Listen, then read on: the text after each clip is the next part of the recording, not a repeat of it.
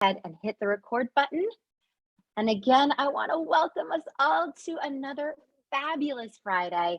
I'm so excited to be here. And on behalf of DIIT, welcome, welcome, welcome. My name's Laura Ogando, Program Manager for the Office of Digital Literacy and Inclusion. I think I'm going to kick it over actually to Dr. Christina Basias because I think Lisa is attempting to troubleshoot for us. So Christina, my friend. Hey, thanks, Laura. Hi, everybody. Happy Friday. I love the holiday spirit. I did miss out on the holiday shirt, though, so I'm wearing purple. It's close enough, though. Hi, everybody. Welcome back. Happy Friday. Y'all know me, Christina Basias, EdTech Program. Happy to be here again. Stay tuned for updates on our Parent Coordinator Coffee or Tea Tech Talk series. We'll talk about that in a little bit. Passing it back to Laura. Thank you. Thank you. And again, on behalf of Lisa, who's helping with a little bit of the troubleshooting on the back end, welcome. I also want to say on behalf of Latiqua, who always helps us out in the back end, she's here, she's in the chat. Remember, she's going to help as we are doing our class day. She'll be dropping important links. She's been doing it all morning long. So thank you, Latiqua. You always help us out and make Fridays happen. All right, but let's kick it over to Derry to kick us off from FACE. Hey, girl. Hey. Guys, I am super excited, man. I mean, I look forward to Fridays. I'm sad that it's not weekly because I like on Fridays, I'm like, happy Friday. Oh, no, it's Friday. But when it's Friday, my energy level just goes up a little bit. So hi, everyone. My name is Derry Rodriguez. You guys know me. I'm from the Office of Family Community Empowerment. So shout out to all the parent coordinators, family leadership coordinators, family support coordinators, parent coordinators, FACE staff, FACE, if you're here, if my colleagues at FACE is here, please unmute yourself, say hello. I want to welcome you all on behalf of our office and our executive. Derry, I can't hear you. Oh, you can't hear me? Derry, I can hear you. You're coming in loud and clear. We can hear you. It's just you. Whoever's having audio difficulties, it's just you. Oh, well, I'm excited that everybody can hear me because I'm like, I wanted to shout each and every one of you out. And again, on behalf of our executive director, Sadie Campomoy, I want to wish each and every one of you a happy holiday. And I did say this in the beginning for if you're celebrating a holiday, let us know in the chat. What are you celebrating this holiday season? So in the chat, I seen that we're celebrating Christmas. We're celebrating, what else we're celebrating? So keep it going, keep dropping what you're celebrating this holiday season. But most of all, I want you guys to celebrate yourself. That we had a year, what a year, right? And we're continuing to be resilient. We're powering through, being creative, and also ensuring that our parents and our students understand how to navigate our systems, right? And also, I just want to share one more thing before I turn it over to some announcements. I want to tell you guys, yesterday I went to a gala, and it was to honor heroes that are serving in our military and also that are serving right now as police officers and just our local heroes. But one of the things that the keynote mentioned is that sometimes folks are congratulating and wishing that they can do more and be a hero in those services. But one of the things that resonated with me is when she said, you necessarily don't need to serve to be a hero. You're a hero when you're serving and you're bringing, you're elevating your community. And you know who I thought about? I thought about us. I thought about you. I thought about how you guys are the liaisons who are ensuring that our parents' voices are elevated in our systems. So I want to tell you guys, if you don't know this yet, you are a hero, and I want to celebrate you. So continue to do what you're doing. Let 2022 be the year of your dreams, and continue to ensure that our parents and our families, I just want to say our caregivers, anyone that is representing our children here, it really understands that we are committed to each student in New York City having the best education. And that goes through you guys. You guys are our trusted messengers. So happy holidays. All right, so I am going to turn it over to the next slide. We have let's talk about DOE talk. So we do have Kyle Bulk. Kyle, are you on the line now? Yes, I'm here. Good morning, Yes, everyone. good morning, Kyle. Happy holidays. Happy holidays. So let's chat. I know that you have some exciting announcements and opportunity for us as family-facing liaisons. Can you tell us what's going on? Yes, and thank you all for inviting me here this morning. It's great. It's great to be in community with you all this morning. For those that do not know me, my name is Kyle Bolt, and I am part of the Multilingual and Immigrant Student Supports team at the Division of Multilingual Learners. So our team really works towards reimagining and recreating conditions for our historically underrepresented multilingual and immigrant students. To ensure that they can thrive in school, career, and life. And so we collaborate with schools and students and families and also community partners to offer programming and resources and professional learning opportunities that build on the diverse strengths and identities of our students and families. And in my role specifically, I work with various internal and external partners and community-based organizations to provide parent coordinators and other family-facing staff with the resources and professional development opportunities to really build their capacity in supporting our multilingual and immigrant families. So that's a little bit about me. I have a couple of opportunities that our team is hosting and also promoting for family-facing staff that I would like to speak to you all about. So the first one, I see some familiar faces on the line. If you were part of the Family Empowerment Academy this summer that FACE sponsored, you might have remembered one of our speakers, one of the keynote speakers was Dr. Debbie from Bridging Cultures Group, Inc. So she'll be back hosting another workshop with us next Thursday, December 16th from 10 a.m. to 12 p.m. So that workshop will focus on specifically on supporting our South Asian community with a focus on the Bengali community.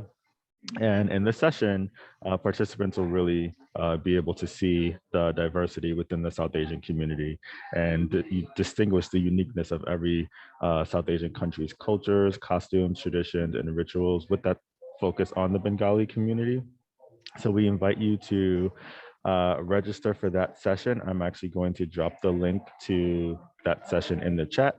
So registration is open for that particular workshop. We'll be doing a couple of other workshops with Dr. Debbie throughout the year. So be on the lookout for information regarding those future sessions.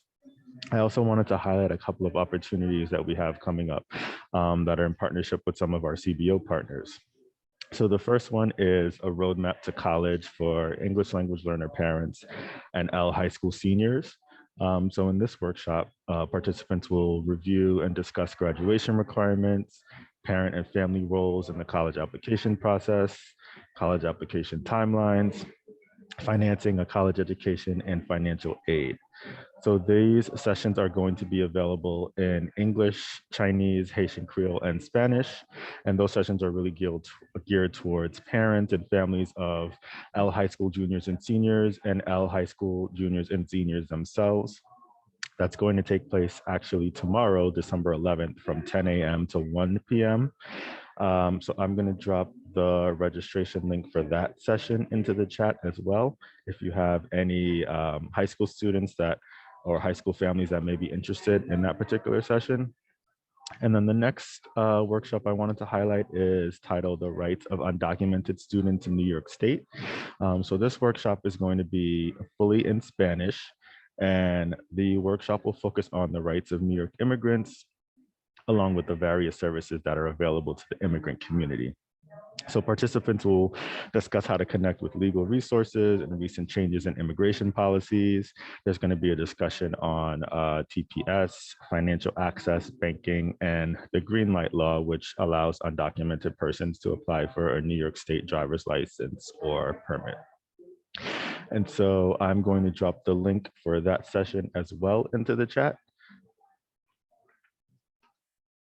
And then the final opportunities I wanted to highlight come from one of our partners at ImSchools, which is an immigrant-led organization that really focuses on supporting immigrant and undocumented students and families. And so the first workshop that they have is titled their ImSchools Family Chat. And that's for immigrant families and students in New York City schools who are undocumented or come from a mixed status family.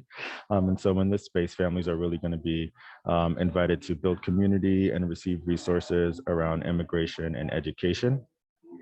That's going to be held on December 13th at 6 p.m. So that is geared toward specifically towards immigrant and undocumented families. I will drop the link for that session into the chat. And then the final session is a student chat. So ImSchools is also hosting a chat specifically for students, for New York City immigrant high school students who are undocumented or part of mixed status families. And in this session, students are going to be building community and gathering resources on the post-secondary process, regardless of their immigration status. And that's happening on December 16th at 5 p.m. So I will drop the link to that session into the chat as well.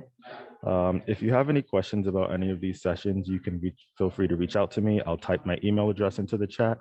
And with that, I want to thank you all again for allowing me the space to provide some of these great opportunities that we have coming up. Wow, Kyle, thank you so much. I mean, guys, let's give it up for Kyle in the chat. You know, let's raise up our virtual hands, give him some love. That's a lot of awesome opportunities for our students, for our families. Thank you so much, Kyle, for your work and your partnership in this work. I have also BB on the line. If she's on the BB from FACE, are you on the line? We just have a quick update for FACE, and then I'm going to turn it over to Laura to get us started, because this is going to be a great class today. BB, are you on the line? And if BB is not on the line, I can actually we have some FACE updates. As you guys know, Chancellor's Regulations 860, we had a revision. And with that, we have a couple of professional developments that are happening next week, Tuesday, December 14th, and also Wednesday, December 15th at 10 a.m. These are professional developments on the regulation, understanding the Chancellor's Regulation 860, the revisions, and they're an opportunity for your parents as well as yourself to learn about these revisions. So we have December 14, December 15, and December 16. I seen that Chanel is on the line. Chanel, if you can kindly help. She's amazing, by the way. Chanel is the face of FACE. If Chanel can drop the link in the chat. If not, I promise you guys, I'll add it into the Teams channel. So right after this, look at the Teams channel. I'm going to add each date. It is Chancellor's Regulations. That's the hot topic right now at FACE. And also there's the revisions are amazing. So shout out to our bridge team that passed this regulation with our parent leaders. So with that, I think there's a question. So let's see. Can PA attend? Yes, PAs can attend.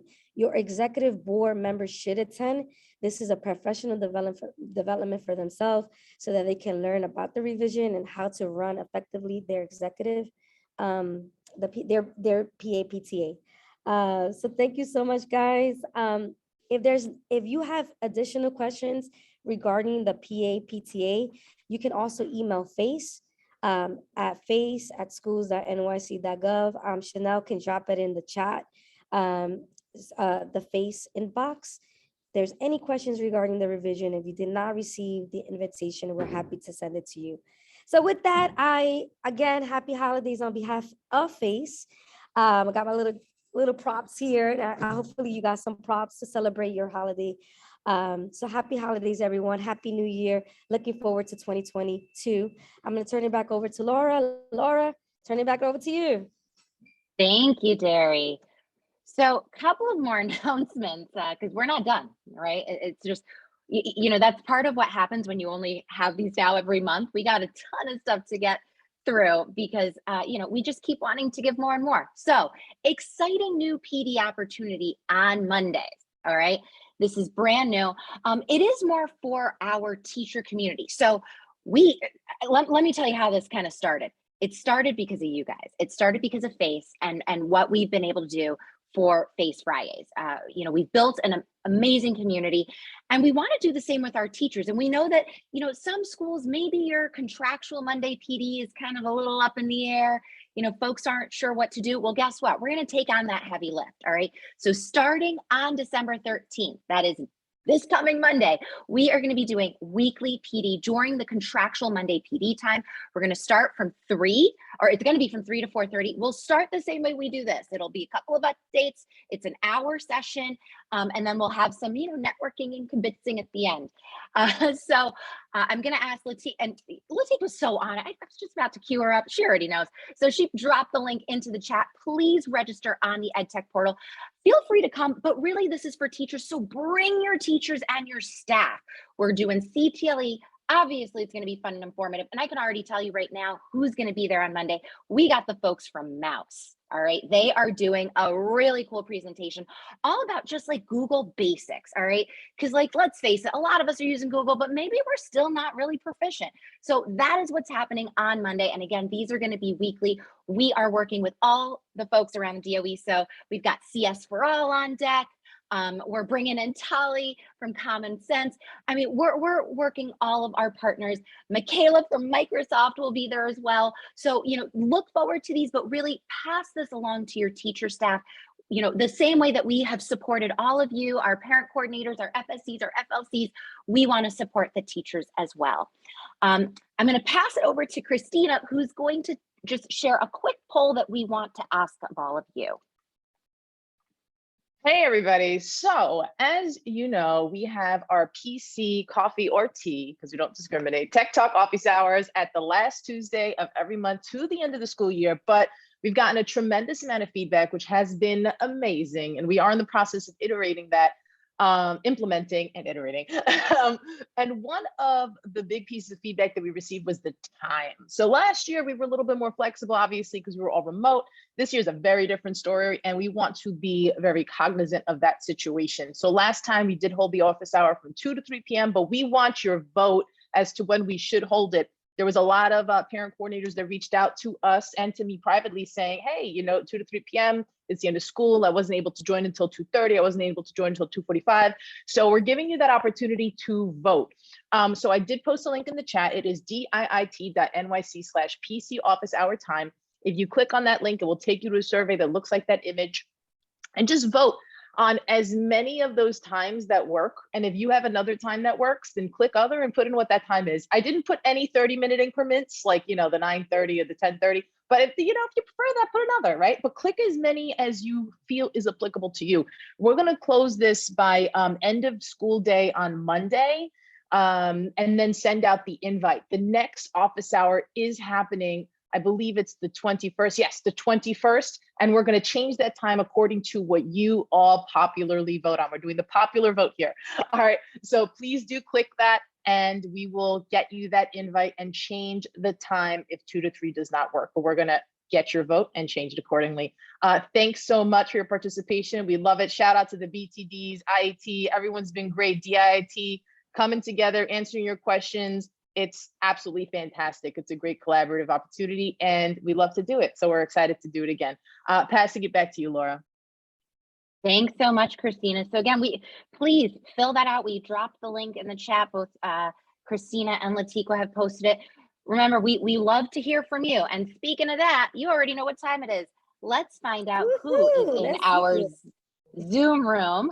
So you should see a poll on your screen. Let us know who's in the room. I already know we got parent coordinators and our FSCs and our FLCs, maybe a couple of administrators and teachers, but if you're an other, you already know, put it in the chat. What's the other? Because we nosy. We want to know who's showing up.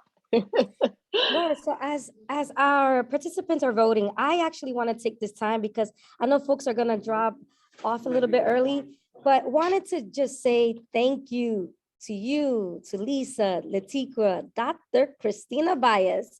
I just have to say that, Doctor. Super proud of Christina for her accomplishment. Thank you so much for really, I I don't know. I think it's been, I feel like it's been 2 years, but yeah, it's a year. We're ending another year together in this wonderful platform. And we just, as I'm saying we, because I represent family facing staff. I mean, you guys have been amazing and just giving. So thank you so much for the gift of leveling up our digital skills. So thank you so much, guys. Thank you so much, the Digital Friday team. All right, folks, final seconds here. I'm going to close it on out.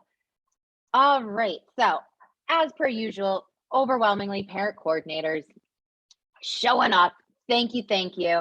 But welcome to everybody on the line, whether you're an FLC, an FSC, and everything in between. You showed up today. You're going to learn something. All right, that's what's really exciting. Now, next poll for you, because we got to know how you feeling. You made it to Friday. We're that much closer to winter break. So let us know, how are you feeling today? I can tell you right now, I'm actually none of these, because the real word I am feeling, I'm pumped, guys. So like, typically I always try and jockey for the happy. I'm gonna tell you right now, it's none of the above. I'm pumped. All right. It's a totally different vibe. But hopefully you guys are feeling great. Again, it's a different school year. But hopefully you're making the best of it. I think, it's easy to kind of get bogged down in things. I know I've found myself there a couple of times this year, but I just keep powering through, and it's this community. It's knowing that I get to work with some awesome folks. I get to support folks like you who continue to show up no matter what. That just gives me so much life and so much energy. So again, thank you all so much for being here, and hopefully you too are pumped. And if you're not, maybe we're going to get you pumped by the end of this. That's my goal. So I'm going to give it just about 5 more seconds. Last few folks. And I'm going to end it, and I'm going to share those results with you. It looks like we are overwhelmingly happy. We got a couple tired, which makes sense, but hopefully you'll get the second wind as we get through this. And thank you, Lisa. Is it Shirillo from PS 304 with the gold pom-poms? Yeah, girl, I'm in that vibe. Thank you. Thank you. All right, so couple of quick things on deck. As Christina mentioned, December 21st, Coffee Tea Tech Talk, TBD on the time, because again, it's up to you. So let us know what works. All right. January 24th, that will be our next Friday. All right. That's going to be Microsoft Translator with your girl, Michaela, who came last time. I'm so excited. So just be on the lookout. Those are our next kind of 2 sessions with each other. And again, for the 21st, just be advised, we're just working on the time because we want to be considerate to all of you. But without further ado, it is time to learn. All right. And guess what? It's me presenting today. So I told you I'm on a vibe. All right, guys. So let me get in present mode here. Today, we are going to be talking about creating a culture of digital citizenship. And this is always a topic that is near and dear to my heart because when I was in the classroom, I was a huge proponent of teaching digital citizenship. And one of the things that I worked very hard at in bridging the gap between my classroom and my family community is that I worked with my parent coordinator to always deliver a workshop to my family community. So I want you to know that this is about a partnership. This is about creating a culture within the building. This work cannot be done alone. And as PCs, as FLCs and FSCs, it's integral that you be part of this. So we are going to be looking at the common sense resources. Remember, common sense education is really, there's 3 pieces to it. There's common sense media, there's common sense education, and there's common sense kids action. And we'll look at the site and I'll just kind of quickly show you the difference. But really, the work is aimed at educating and advocating for kids, for families, and for schools. And again, just a quick reminder to folks who are coming on in, make sure that you are on mute. We are a large group today. I think we're approaching 200 in the room. So just keep that in mind. But our goals are going to be what you see on the screen. We're going to explain and really tease apart why is this culture of digital citizenship essential? What does this do for us? We're then going to transition into how do you bring this back to your school, and really how do you bring this back to your administration? Because we know that oftentimes when you're talking about school-wide initiatives, it starts with your leaders. So we're going to talk about that. And then of course, we are going to talk about how to support your families. And we're going to share a ton of great resources that you can start sharing immediately. I always feel like, that's what we want as PCs. We want deliverables that we can turnkey right away. So you are going to walk away with that. So let me go ahead and we're going to launch our first little Menti here. And I want to make sure this is up because I had it up before, but you know how Menti goes. So let me make sure this is set. Latika is going to pop the link into the chat. But when you go to menti.com and enter the code, or this link that you see right there will directly take you to it. But I want to identify what are some pain points or challenges that come to mind when you're supporting families with digital learning. So just, any digital learning of any kind, we know that as PCs, you are oftentimes fielding questions. So take a moment and think about what are those pain points and challenges.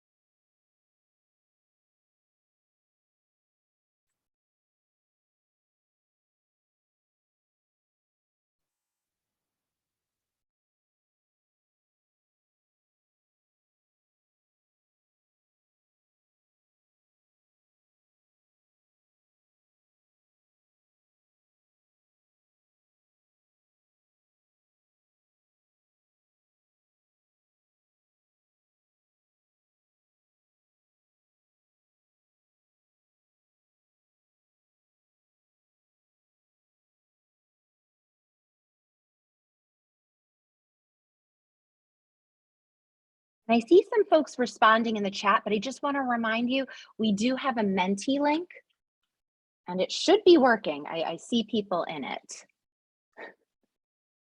We're mixing up the tools today.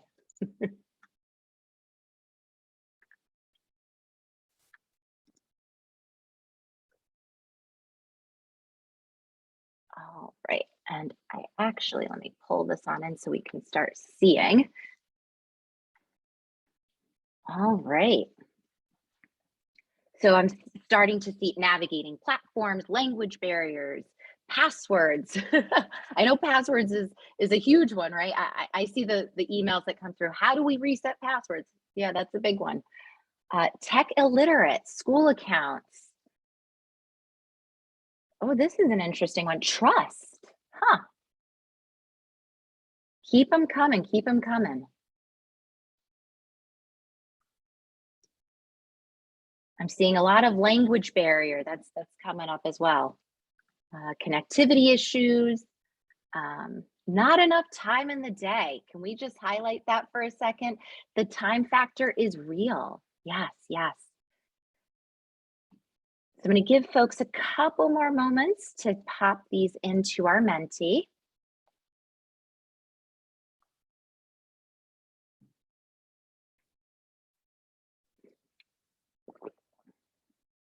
All right, so you can continue to pop these in here. But I want to get back to, thinking about, you've identified a lot of pain points, right? And we know that for a lot of you, you are that first line of defense, right? Parents are going to come to you and they're going to come to you with all sorts of challenges. So, we want to make sure that we are approaching this work and that we are able to empower our families. So I want to ground us in a little bit of data as we start to think about how we can support this work. So we've got two charts here, and this I'm going to ask you to put in the chat. But look at what we've got here, and I know there's a lot of data right now around screen time and tech usage. But looking at that first figure, so figure B, average daily screen use by age in 2020. So under 2, talking about under a minute, 2 to 4, about 2.5 minutes, and from 5 to 8, I'm sorry, it's hours and minutes, my bad. I read this wrong. 49 minutes, 2 hours and 30 minutes for the 2 to 4, and for the 5 to 8 year olds, 3 hours and 5 minutes. And then if you break it down by activity, you can see what a lot of kids are doing at the early ages. There's a lot of TV and video viewing.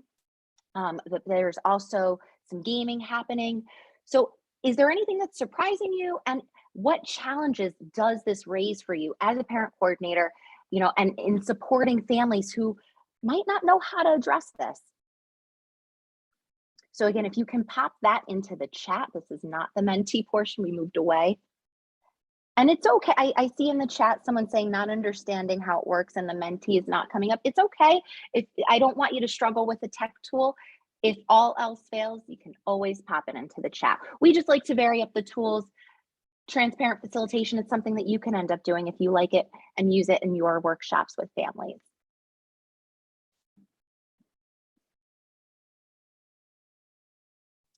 Oh, great noticing. Thank you, Teresa. So most of the viewing is not school related, right?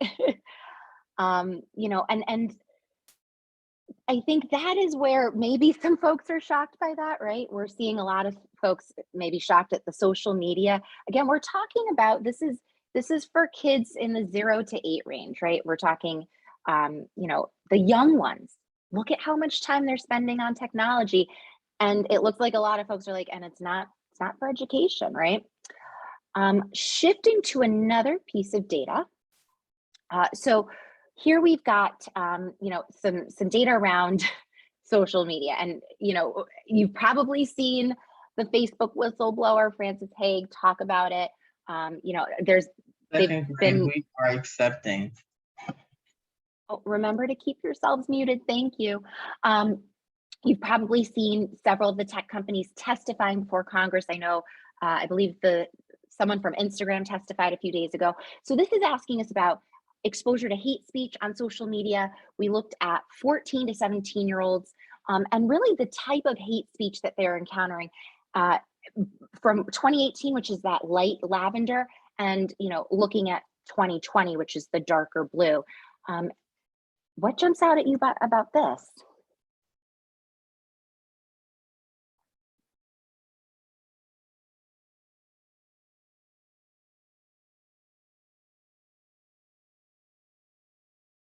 And I really love what I'm seeing in the chat. I know some of you are still responding to the previous research, but yes, and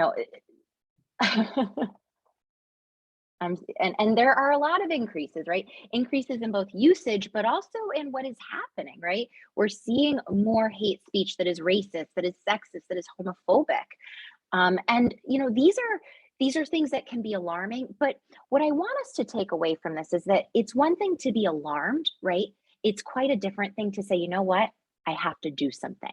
And that is what this is going to be about. So, when we think about digital citizenship, it's about empowering our students to think critically, to behave safely, and to participate responsibly in those online spaces.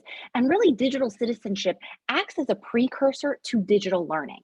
So the two go hand in hand. You cannot begin to use tech tools with students and not address the very real dangers that can happen, the very real issues that can happen when you put kids on technology, right? The way I always used to talk about it with my students and in class is that it's a tool. It's a tool like anything else, right? Scissors are a tool. If I take those scissors and I cut my paper, I'm able to make the most amazing things, right? I can possibly create a whole art project. I can, help a friend cut something that maybe they need cut. It's a tool. But if I use that tool incorrectly, if I take those scissors and I stab someone, that tool's a weapon. And we have to remind ourselves of that all the time, that these are simply tools and we have to teach them how to use them safely. So that's what our work is about. Now, we also have to acknowledge that there are challenges to this. And we hear you guys loud and clear. So we have just a few of, I think, the most common challenges that we hear all the time, right? And they're very real for you. So let's call them out. We have limited buy-in sometimes from administrators or teachers, right? You might have an admin who goes, yeah, no, but we got to teach English. We got to teach math. Like, we just have to get to the content, right? To the meat. Not understanding that before you can do some of that, you really have to lay the groundwork. We have competing interests, right? There's varied training for staff, and time is always a factor. there's a lot that's being asked of our teachers, and there's a lot of training that goes with it. Same is true for digital citizenship. So if you're not sure of how to do it, you do need to train and you do need to provide time to learn it. So that can be difficult. And oftentimes, I think the biggest challenge is that a lot of schools are unclear in how to implement with what you're already doing, right? And this is where it feels like, oh, like this is yet another thing I have to do. I want to caution us to move away from that mentality because DigCit, when done right, really goes with everything else you're doing. All right. It plays nicely with all the work that is already happening. It's just a matter of kind of making sure you understand how to do that. So really quickly, if you are not aware of the Common Sense curriculum, it's broken up into essentially 6 big buckets. You have media balance and well-being, privacy and security, digital footprint and identity, relationships and communication, cyberbullying, digital drama and hate speech, and news and media literacy. So there's a lot of different categories, and I should say topics that are involved when we talk about the larger topic of digital citizenship. And Common Sense has resources to cover everything, all the topics and in all the grade bands, K through 12. So I wanted to run you through a really quick activity called Where Do You Stand? And it is from our Common Sense curriculum. So just to give you a taste of kind of some of the things that are part of this. So we're going to do an activity, and this is where we're going to go back to Menti. So for folks who are like, oh, I'm not quite sure, don't worry, just try your best. We're going to go back to that Menti. And hold on, I want to make sure do this correctly. Okay, so we're going to do something called Where You Stand. And our first question for you, and I want you to think, do you strongly disagree or strongly agree? And you should see some sliders when you go to the Menti. We'll pop that link again for you. If you have it open, it should be up there for you. It should look like this, all right?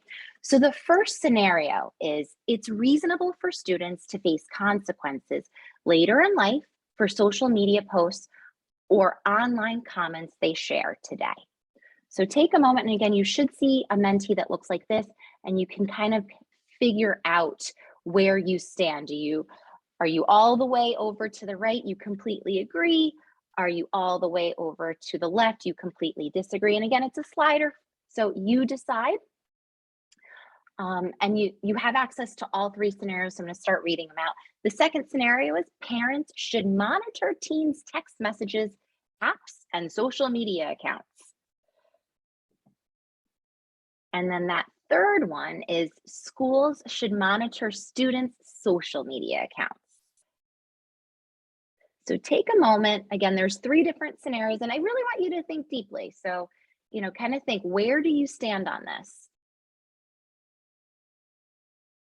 And what I love about these is that this is not about right or wrong, right? It's a lot of this stuff is kind of opinion based, right? And there are a lot of reasons why you may agree, you may disagree, you may find yourself going, I'm not quite sure. And these can be great opportunities for conversations. And that's also something amazing to highlight about the curriculum is that this is not a knowledge dump. This is not, I'm going to teach you, this skill. It's, I need to teach you how to be a digital citizen, to interact, to question, to converse. Those are the underlying skills of this work. So that's why, I love activities like this, because it's not about right or wrong. It's about engaging. So I see that we've got a lot of folks in here. I want to take a moment. And if there's someone that feels really strongly about the first one and you want to unmute and share, kind of why you feel one way or the other, please feel free to do so. But remember, our first scenario said it's reasonable for students to face consequences later in life for social media posts or online comments they share today. So if someone wants to just kind of unmute and kind of say where they stood and why, I'm totally open to that. And you can also put it in the chat as well. Oh, I see we have a hand. Teresa, take it away. Okay, I'm sorry for the noise. So a child, a student who is, I have middle school or even younger, even in some high school, their brain is still growing until they're 25 years old. So yes, they know right from wrong, but do they really? They know right from wrong, but their brain's not grown enough to say, oh, that's something I really shouldn't do, because later on in life, 25 years from now, when I want to be a famous person or actor or inventor or whatever, that might backlash. They can't think that far, but we can, because we're, I wish I knew then what I know now, and they're like, that'll never happen to me. So, you have to know where that's coming from. It's coming from a child's head who nothing is, everything is, they're rubber, everything bounces off, but not today. They don't get it. Yeah. Thank you so much for sharing. It's always interesting. I feel like this is one of those fine lines, because this is essentially what cancel culture is, right? Like, think about it, and how tough can we hold our students accountable for things that they might not understand, right? So, there's always consequences, but sometimes we need to kind of think about what that means. Second scenario, if someone wants to talk about, should parents be monitoring teens' text messages, apps, and social media accounts? Did someone want to share about that one? And I see Kristen, you have your hand up. Did you want to talk to maybe the second one, why you feel the way you feel? We have many workshop about the warning parents that nowadays, even they get into the college and sometimes they cancel the admission because of the whatever they say is harmful, not only for the student and also, but maybe a name of the college or faculty. So it's not just sharing your view, but it's only for the future. So as well as the student and parents have to know, they have to monitor whatever their children put it on the social media can damage their future of children. Thank you. No, thank you.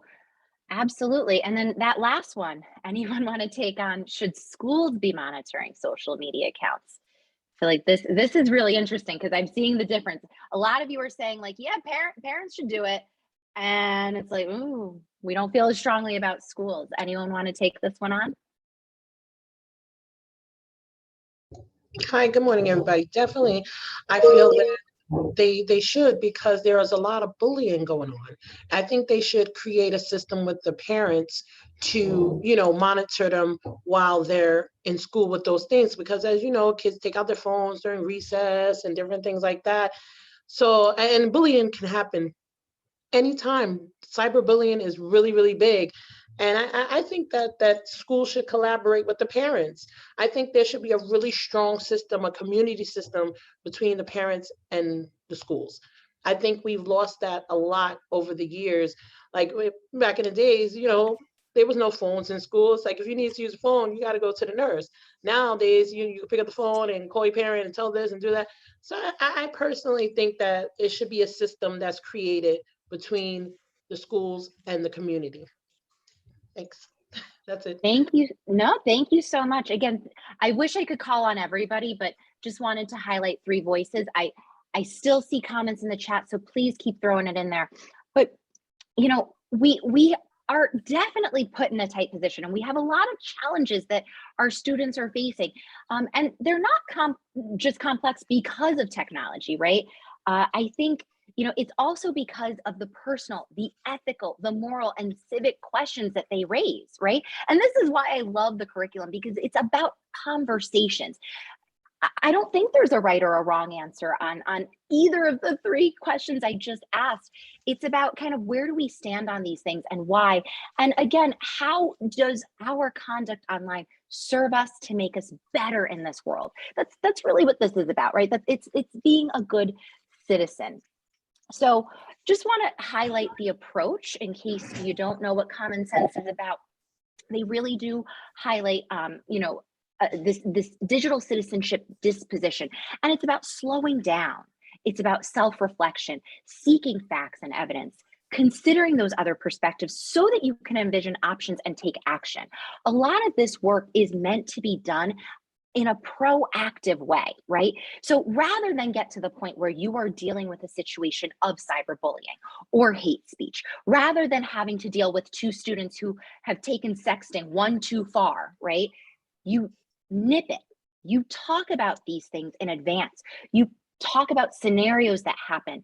You educate students so that when they are faced with these challenges, this is what they'll do. They will reflect, they will think before they act, right? And that's what we need to teach our kids. Like Teresa said when she was sharing, many of our students do not have that foresight. They're not old enough to see what their actions will look like 10 years from now. So this is why it's our job to do this. Now, why is it important for you as a parent coordinator, FSC, FLC, to implement a digital citizenship curriculum at your school or within your district office? I'm going to take a moment right here for folks to be able to pop this into the chat, but where's your role in this work? Because, you know, when we talk about a lot of the teaching, we know that that's on the classroom teachers. You can certainly rope in your specialists, librarians should be involved in this work, and all teachers within the building. But where's the parent coordinator in the role? So I'm going to give folks a moment to pop that into the chat.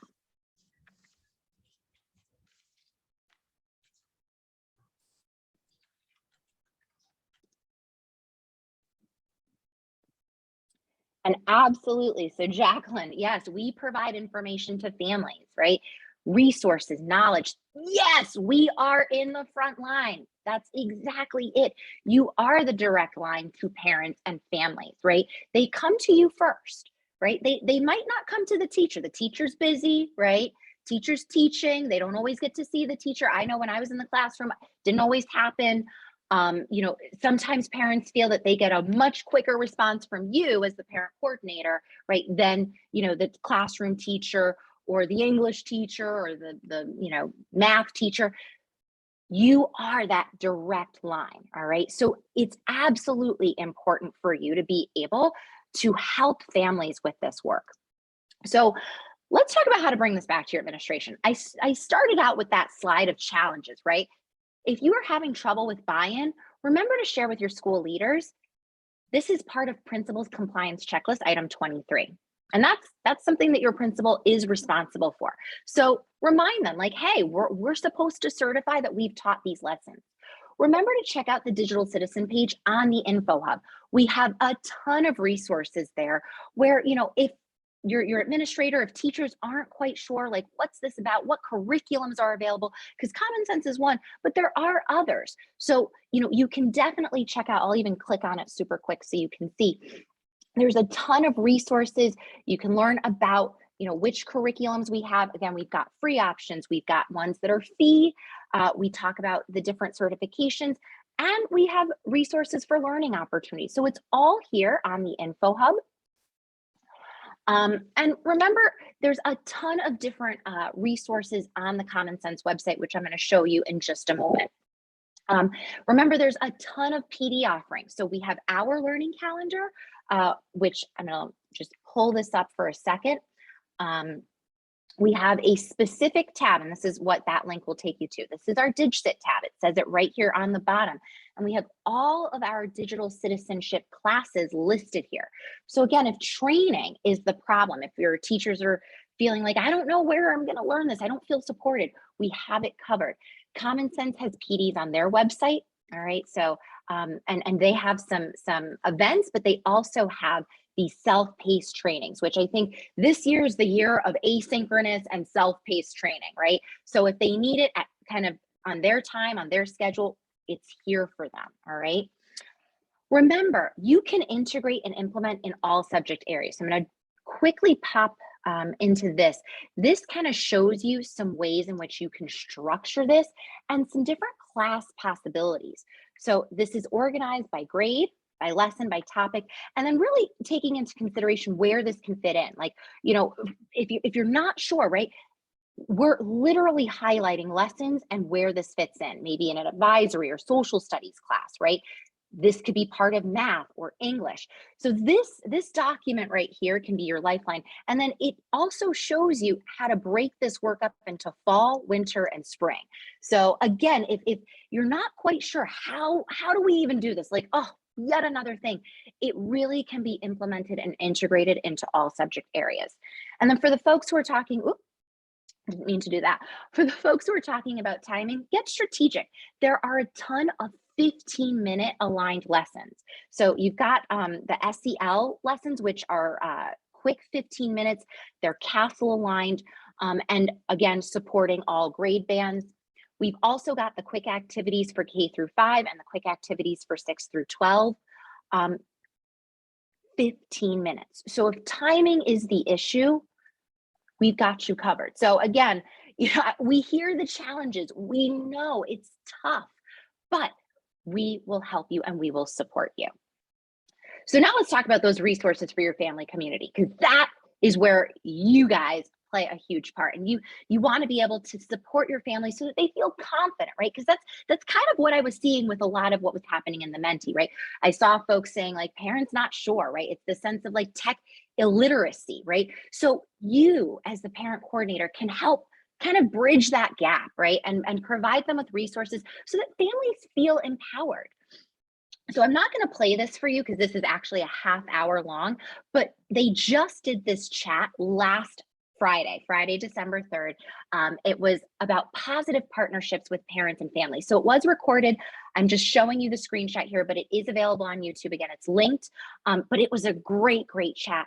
Definitely a valuable watch. So if you have, a quick 30 minutes, maybe on your commute home today, definitely check it out because there are some valuable nuggets in this particular chat. For the younger folks, elementary side, family media agreements can be golden. All right. And when I was in the media center and I would conduct my workshop around digital citizenship with my parent coordinator, this was something that we really like promoted heavily, and it just takes the guesswork out of it. It's absolutely a teacher move.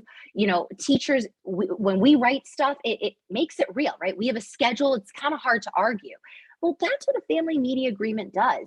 You sit down, you co-create it together, so you talk about it and you talk about kind of, what's the screen time plan? So it doesn't feel like it's unlimited, right? And then, you talk about it together. And then my advice is you take this and you post it on the fridge, or you post it somewhere where it's super visible, because it's harder for a kid to complain and say, mommy, dad, I want just 5 more minutes. It's a lot easier for a parent to say, nope, remember, we agreed, it's on our media agreement. And, too bad, we'll have to, your next iPad day, you'll get a fresh 30 minutes, right? But that's what a family media agreement does. It kind of takes that argument out, because we hear it. Parents are constantly fighting with the text. So for the little ones, family media agreements are super helpful. The one on the left is from the Brooklyn Public Library, and this one is from Common Sense. And again, you can also you can customize these and make them your own. So, you don't necessarily have to use these particular resources, but setting up an agreement really does take some of the guesswork out of it. There is also the Tech Balance program. So this is, again, promoted for the younger crowd, but really, I think it's from ages 3 to 8. But as Tali has told me on a bunch of occasions, it's really for all elementary families, to be quite honest. And it's available in both English and Spanish. It's free text messaging. You answer some brief surveys, and then they send weekly messages with just resources, tips, kind of ways for families to feel more empowered, right, in helping their child. So I really like this. And again, it's super easy, and it's just a weekly message. So you're not going to get like daily or, multiple times a day. It's a kind of nice, manageable text message rate.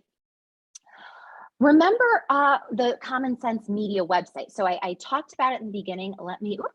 Hold on. Let me take you there really quickly. So Common Sense, as I said, is essentially 3 different websites. So I'm on the educator one right now. That's where you find a lot of the resources. But for parents, this is what's really nice, okay? on the parent side, they can sign up. Everything is absolutely free. The reason it requires sign-in is because that's how Common Sense is able to get funding. They're a nonprofit, so they just need to be able to show usage, all right? But once you sign up, there's so many different resources for families. And I think one of the biggest ones is like the movie ratings and the TV reviews, the books and the game reviews. This is just golden, right? Because how many families say like, I don't know what my kid is using. I used to get families coming up to me going, my kid wants TikTok. Like, is that a good app for my 9-year-old? I'm not sure, right? How many times do you kind of field questions like that? Like, what's grade appropriate? Is this right? Is this right? Well, guess what? Common Sense really takes the guesswork out of it. So you can pretty much look up any movie, any book, any popular app or game. My favorite one was the TikTok, because I used to tell families, like, look at what it says. You can type it right in up here, and there it is. I mean, you can see there's a song, there's something else, but there's the app, right? And you can actually click on it to see what it says about, and of course I got to sign in to see this. So 1 second, folks. But you can see exactly what the rating is, and it'll actually give you, oh, hold on here. This is what happens when you try and do your password on the spot. Oh dear, let me make sure. Never want to do this stuff on the spot, because that's when it doesn't work. 1 second. All right. I have it saved on my other one. So 1 moment, my apologies. Okay, sign in. There we go. Okay.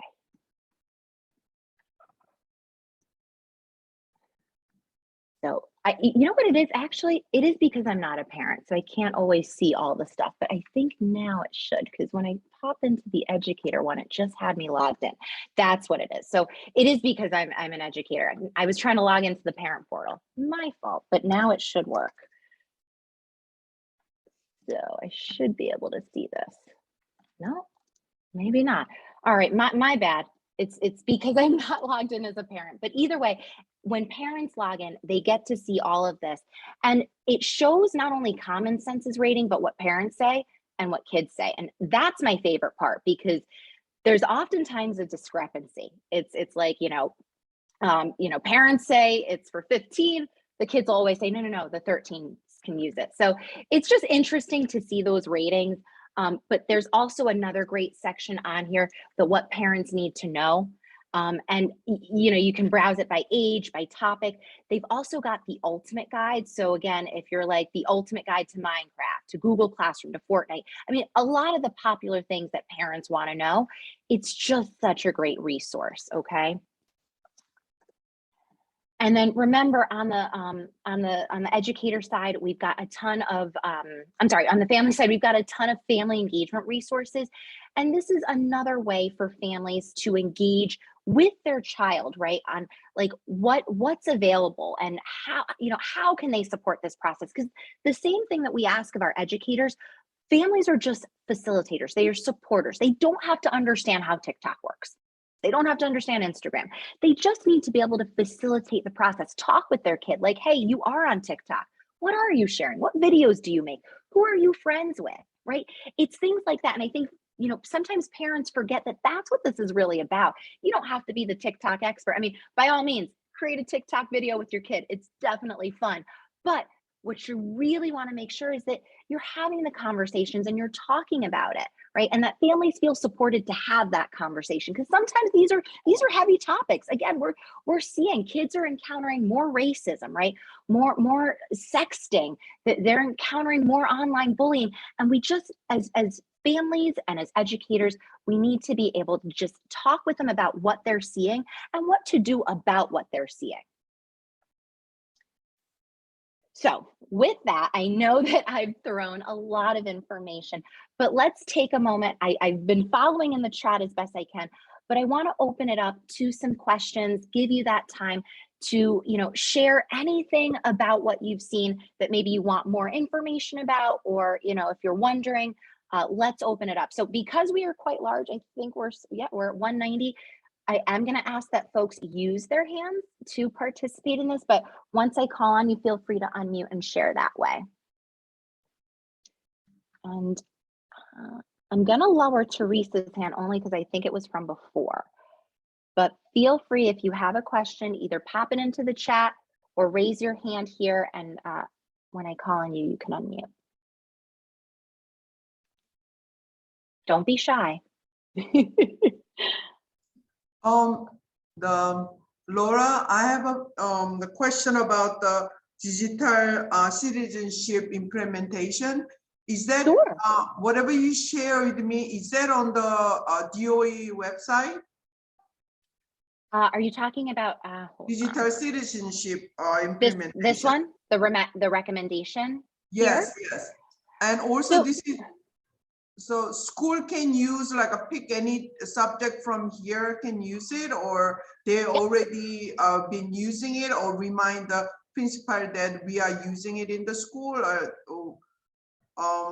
I just like, you know, that digital citizenship, the word is fascinated, but I'm not really familiar with it. So is it include all the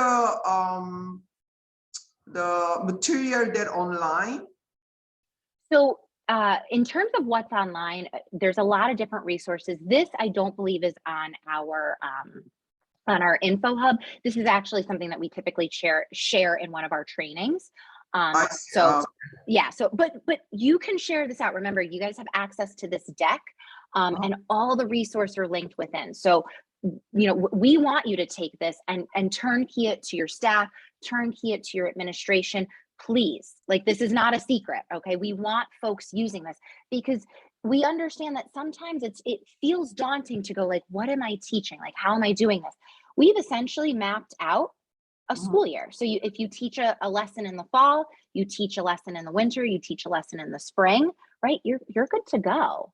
Now, really, you should be doing a little bit more, but for schools that are looking for something easy to implement just to get yourself started, I think this is a really nice way to think about this work.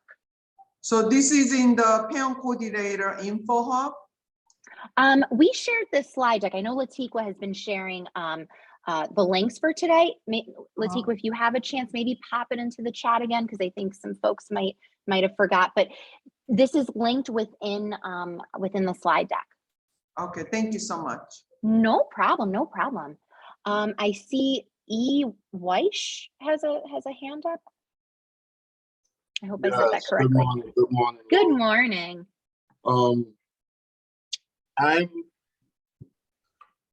Let me start by just saying happy holidays, everybody. Happy holidays.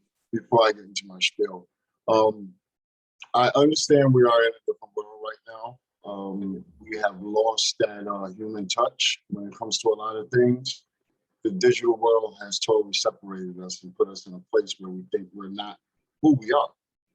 So I'm looking for resources where we can kind of pull back the usage of these platforms, because I think that's where we need to start. We've been on it for 2 years, literally 24 hours a day, 7 days a week with our children and adults as well.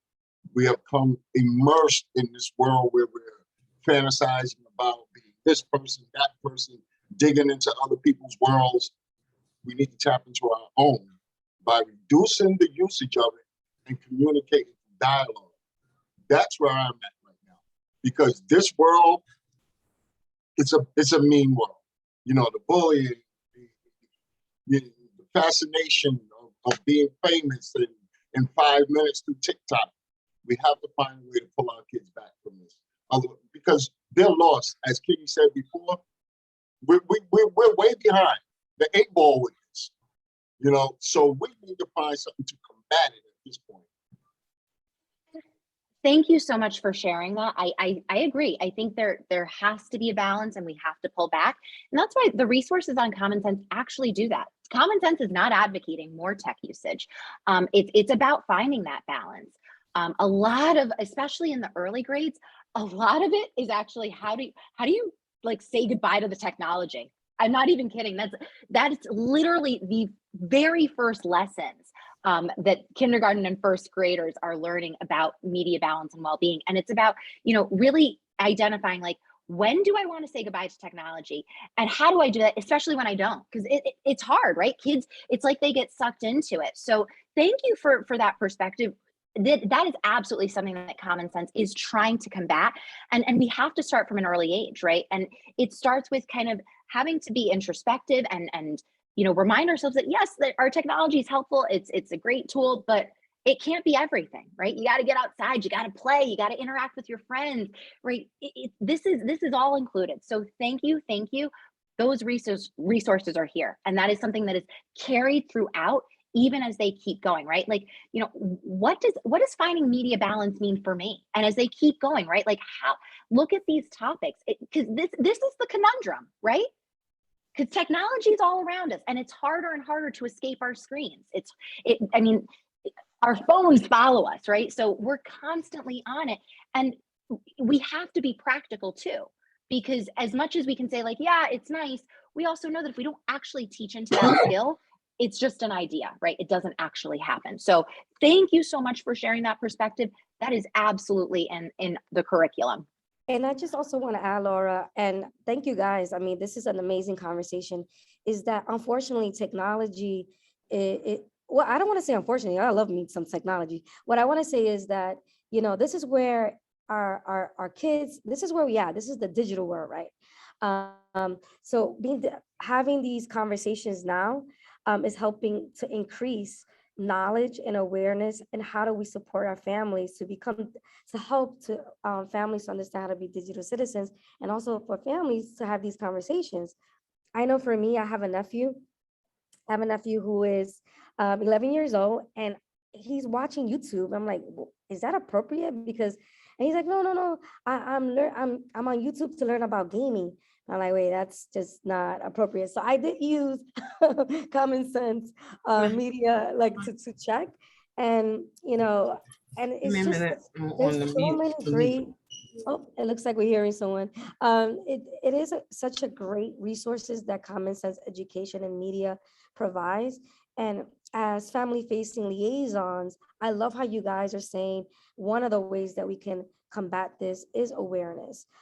So today, the goal is, here is the resources, and how do we help our parents to be digital citizens so that they can support their children.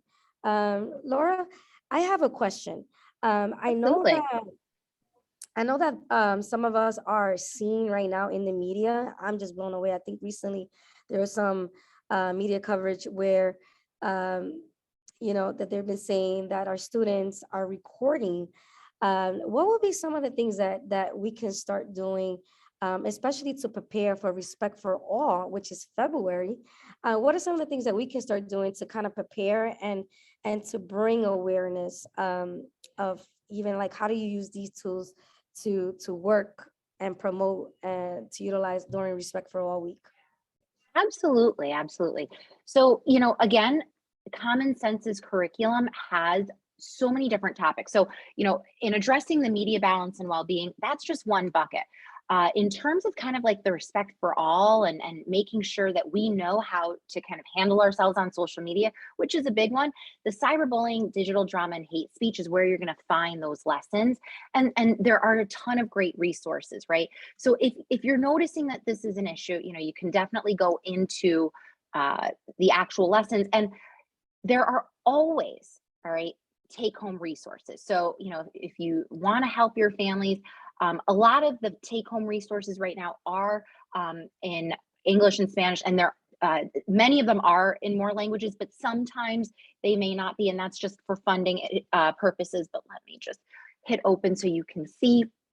So these are tip sheets, and again, you can easily email this out, or if you want to backpack it home and and send it with students. But just these are super helpful. How to fight cyberbullying and other mean online behavior, right? And just quick 6 tips. It's things like this, like some of the practical advice that parents need, families need, right? They may not know that it's important to role play. They may not know that, like, maybe I got to encourage more breaks, right? These are just really helpful. And again, they are part of a lot of the lessons that are within common sense. So know that you've got that, and here are the family engagement resources. It's just loading here. You can see that it'll take you to the toolkit. You can get started. You can look at the various topics, and they are available in Spanish. So we hear you loud and clear. We know that this is about, what's happening right now. And we know that what's happening right now can feel a little scary, right? We know that our kids are facing more of those tougher issues, but you don't have to do this alone. Common sense has you covered. So thank you so much, Derry. I know that we're getting close to time, and I know some folks are having to drop off. Since we're almost at 11:15, I am going to ask that Latika pop in our attendance, because I want to make sure all of you get credit. We'll still continue chatting and taking some questions, but I want to make sure folks get credit for being here and engaging with our PD today. So, Laura, just a friendly reminder, we are here to 11:30, but we can definitely end early and give you back your time. But I would love to encourage you all. This is what I would love to do, Laura, because this is amazing. A lot of great resources. And what I would love to do is a challenge. So I want to challenge everyone is on the call, which is 191 participants. Wow, we are here. Again, since we talked about respect for all, and it is in February, I would love to hear exactly how are you all turnkeying this information. I know in the chat that you're bringing workshops to your parents, but what we're probably gonna do sort of like a second segment, and I would love to be led by you. So if you are using the common sense and everything that Laura shared today, this is being recorded. So you can go back and take a look at it, take some idea. Hey, I watch Laura as she's facilitating. I was like, oh, I want to do I'm going to use this. So I'm always watching and learning so that I can level up my facilitation skills, but also the resources here that are shared are invaluable. And it's for you, it's free. So what we want to do is hopefully sometime in February, as we're, participating during Respect for All Week, I would love some volunteers so that you can lead a session during a Digital Friday and share how are you using some of these resources, and also how are you sharing with your families how they become digital citizens. So how about that? Who's going to take the challenge? Let me see it on the chat. Let's see, are you taking the challenge? If you are, it says, I'm taking the challenge. Or maybe we say hashtag team digital citizen. Can we just highlight that Megan is holding, Megan Lonegro, I hope I said that correctly, will be holding a parent workshop next week on cyberbullying, and she's going to be sharing a ton of these resources. Love it. And I see that Linda Dalton is also connecting her PCs. Shout out to Linda. She is hosting, she's actually sending this information to her PCs. Love it. And Lori had mentioned that she sends the tech balance information to all the families in her district. So shout out to Lori. Okay, let's see. So Jacqueline is taking the challenge. Woo! All right. Let's see who else. District 10. Love it. The challenge. All right, guys. So if you're taking the challenge, send me an email, and then we're gonna set up some time to get you guys prepared for February 1. Like, maybe 15 minutes sharing how you guys used it, just to kind of give us sort of like a debrief. If you want to bring a video, flyer, we want to hear it. We want to hear how you guys turnkey this information today. So Laura, turning it back to you. Thank you, Derry. And I love that so many folks, like Derry just puts out a call to action, and everybody's like, yeah, I'm doing it. Like, yeah, down, done, right? So that's why I love this community so much. You guys are so awesome. Really quickly, because I see it in the chat again. So when you get to our attendance form, remember, this is common sense, creating a culture of digital citizenship. So we'll pop it into the chat again. Latif was so on point, but make sure this is the class you select. Enter in all your pertinent information up top.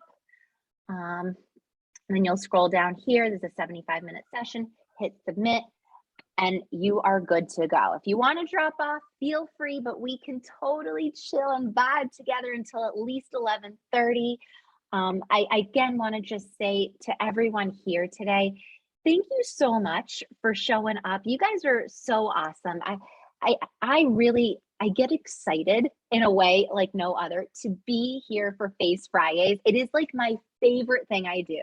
And I do a lot of other stuff, and don't get me wrong, it's cool. But Face Fridays, hands down, best time ever. Shh, don't tell the others. But it's a testament to this community. You guys are awesome. You show up. I can tell you right now, it's very rare these days to get almost 200 people in a Zoom room. I'm not kidding. I do a lot of PD. We are seeing our PD numbers dwindle because teachers are just so spent. And I'm sure you guys are spent too, right? You guys do so much. You are on the front line. You are, directly dealing with parents, and families, and you're taking it back to your school and talking with your admin. And yet you still show up. Like I can't believe it. So again, thank you all. It's the holidays, and I know we had Thanksgiving, and now we're rolling into Christmas and Kwanzaa and all the other good stuff. And I just want to say I am so thankful for this community. I'm thankful for all of you, and you guys give me life. You keep me going. So thank you. I hope that you all have the most amazing holiday season. I hope you get to gather with your families, because I know that that's been difficult, these past few years. I hope you get to gather, and I hope that when I see most of you again in 2022, that we are all filled with that renewed sense of purpose, right? Because again, we're gonna power through, right? That's what this is about. We're gonna help each other do it. So again, thank you all so much. Derry, any words? Oh, I think it's time to jam out. We're gonna spend a few minutes just unmute yourself. Happy holidays. Let's just, what? Our learning is done. Yay! We're gonna spend some time. Unmute yourself. Happy holidays, everyone. Happy holidays. Happy and healthy. Happy New Year. Happy Oh, holidays. I love the background. Lisa, happy holidays. Come on, guys, unmute yourself. Show me your faces. We're gonna jam out. Happy holidays. Few minutes. Happy holidays. Let me hear those voices. Holidays. And happy Friday.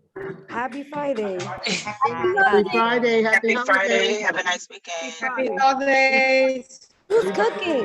What are you guys making? No. Nothing. I'm visiting. Jackie. They're cooking for me. I'm making You happiness. guys. What are you looking forward to? Happy Oh, Laura, I holidays. love your background. Happy holidays, everyone. Happy holidays to you. Happy holidays, everyone. Enjoy. Be safe. Enjoy. Be safe. We got 2 more minutes and then we're gonna end. But you know what, guys? Before we just log off, just Be safe. Get some rest. take some deep breath in and out. I know the day is not over. It's Friday. Make sure you guys are getting ready to enjoy this weekend. But again, happy holidays. Hey, Cheryl. Happy holidays, everybody. Happy holidays. Thank you. Happy holidays, everybody. Christine. Happy holidays, everyone. Bésame, bésame mucho. Como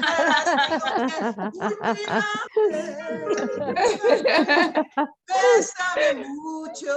Hi, everyone. Let me know who's Oh making my God, Larry, I love the pastelas. background. Some Christmas carols. Happy Christmas holidays, carol. David. Happy Cheryl and all holidays. my Jingle bells, D29 jingle all PCs. the way. All my fun it is to ride in a one-horse open sleigh. Hey. Jingle bells, jingle all the way. All my fun it is to ride in a one-horse open sleigh. Karaoke? Oh God, I have to You guys know this is still being recorded, right? That's okay. That's okay. You know what? We're gonna stop the Nothing recording. wrong to be happy. Yes. You'll know that Happy we're nuts. holidays, everyone.